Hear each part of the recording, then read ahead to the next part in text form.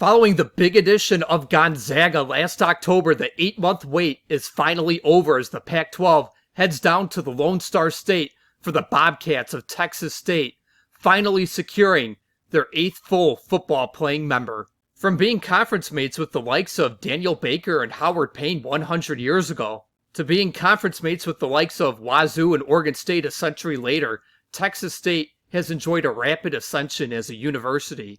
And that rapid ascension can be seen in their exponential enrollment surge over the decades. In 1944, Texas State had an enrollment of only 509. Today, their enrollment is over 40,000, meaning Texas State is 80 times larger today than it was in 1944. It's even added 20,000 students, doubling in size since 1997, and has grown by 52% since 2004 and 19% since 2012. That enrollment tidal wave has made Texas State attractive institutionally to the Pac-12. Their 40,000 enrollment would be tops in the Pac-12, followed by San Diego State and Oregon State hovering at 38,000, and then Colorado State at 34,000. That enrollment is complemented by Texas State's location in that they're in one of the most critically located states in the country.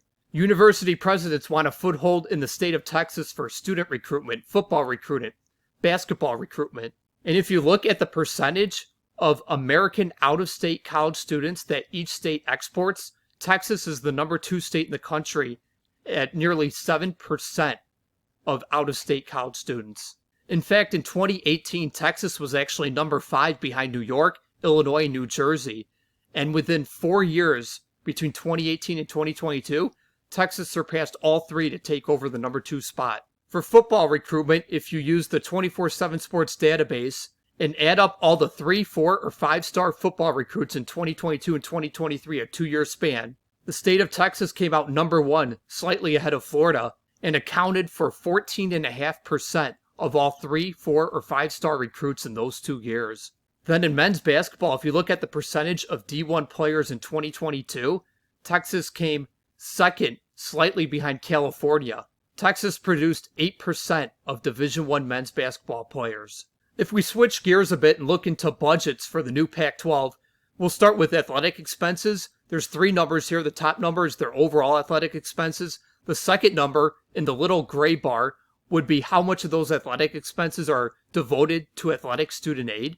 And then the bottom number in the colored bars is how much of their athletic expenses are left over after isolating that athletic student aid money. Note that these numbers are for 23-24, and Wazoo and Oregon State were playing in the old Pac-12 then. So setting those 2 aside, you have San Diego State at the top, followed by Colorado State and Boise. Now looking at football budgets, the bar at the left is revenue, the bar at the right is expenses. Once again, keep in mind these are 23-24 when Wazoo and Oregon State were in the old Pac-12. Now it's important to note that the Knight Commission's football expenses differed. For example, the Knight Commission had Colorado State at $31.4 million.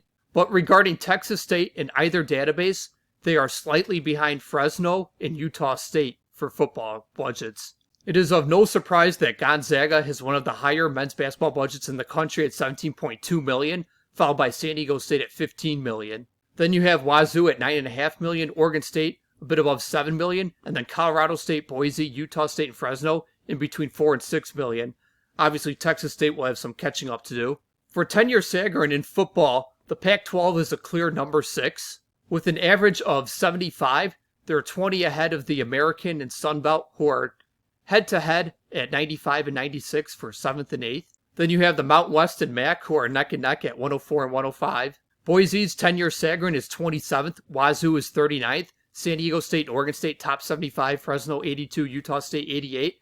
Colorado State rounds out the top 100. Texas State is 125th, but obviously Texas State, they're being added for their institutional profile, their location, and their upside, not their past performance. The Pac-12 is also number 6 in tenure KenPom for men's basketball. Of note, the difference between the Pac-12 and ACC is 21, which is roughly the same difference as between the ACC and SEC, as well as the ACC and Big Ten. Gonzaga has the number 1 tenure KenPom in the country. San Diego State is number 31. Boise State 59, Utah State 63. Colorado State in the top 100, Wazoo just outside the top 100. And if you shift into the upper mid-majors, you have the A10 and 7th at 122, Then the American and Missouri Valley are neck and neck at 8 and 9, with an average of 148, 149.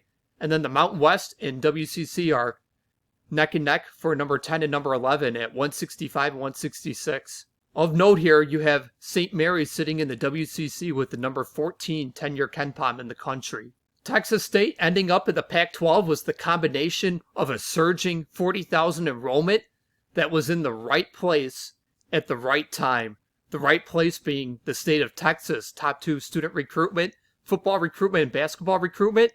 And the right time being what else was happening in the college sports universe. Texas State did not have a prohibitive GOR like the Mountain West schools, and Texas State did not have prohibitive exit fees like the American schools. With the elimination of schools from those 2 conferences as options, Texas State was the best option left on the table. Reviewing the history of Texas State athletics, they would join the Texas Intercollegiate Athletic Association in 1922, and then 9 years later, in 1931, they would join the Lone Star Conference. In 1981, football would win the Division II National Championship. They would dispatch Jacksonville State in the quarterfinals, and then demolish Northern Michigan in the semifinals 62-0. For Northern Michigan, this was a bit after their national championship run under Steve Mariucci, and a little before the Superior Dome was built. And in the national championship game, Southwest Texas would blow out North Dakota State 42-13. Southwest Texas would go back-to-back, winning the 1982 Division II National Championship. They would start off with a 27-6 quarterfinal win over Fort Valley before defeating Jacksonville State in the playoffs for the second year in a row, 1914. And then another blowout win in the national championship game, this time over UC Davis, 34-9. A couple years later, Southwest Texas would move up to Division I by joining the Gulf Star, where they would remain for 3 years before entering the Southland in 1987. A quarter century later, they would move up to FBS and join the WAC in 2012, and then a year later, shift over to the Sun Belt. And now 13 years later, they will join the Pac-12 in 2026. And here's how those conference changes corresponded to their enrollment growth over the years. You can see while they were in the TIAA, their enrollment hovered above and below 1,000, and it actually remained that way quite a while in the Lone Star before it neared 3,000 around 1960, and then in the 60s it just boomed, as well as the 70s and 80s. By the time they would move up to D1 in the Gulf Star in 1984, they were right below 20,000 enrollment. Enrollment stagnated for about the first 10 years in the Southland, and then once it got to 1997, it would boom once again. It went from about 20,000 in 97 to about 34,000 in 2012 when they would move up to FBS and the WAC. And while they've been in the Sun Belt, it's grown from 34,000 to over 40,000 before they joined the Pac-12 next year. And here's who Texas State was conference mates with in each conference over the decades. They've spent a lot of years in a conference with Sam Houston, as well as Stephen F. Austin. In the late 40s, they were actually conference mates with Houston. They've been with North Texas in 3 different leagues, the TIAA, Lone Star, and the Southland. And back in the TIAA days, there were actually a few years with Rice and 1 with TCU.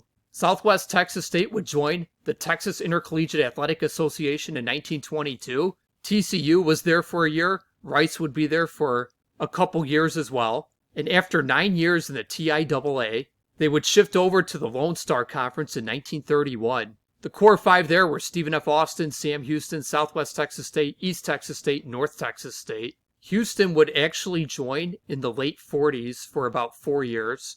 Lamar Tech would join in the 50s. Southwest Texas State would spend roughly 52 years in the Lone Star Conference. In the late 60s, Tarleton State would join. Abilene Christian would join the Lone Star Conference in the 70s. And Southwest Texas State would depart the Lone Star in 1984 to move up to Division I and join the Gulf Star, where they would remain for 3 years with SLU, Nichols, Northwestern State, Sam Houston, and Stephen F. Austin. Southwest Texas State would join the Southland in 87. You can see Northeast Louisiana, who today is ULM. UTA is there, as well as UTSA. Southwest Texas State would become Texas State around 2003. And the Bobcats would be in the Southland for a quarter century until 2012, when they would move up to FBS and join the WAC for 1 year.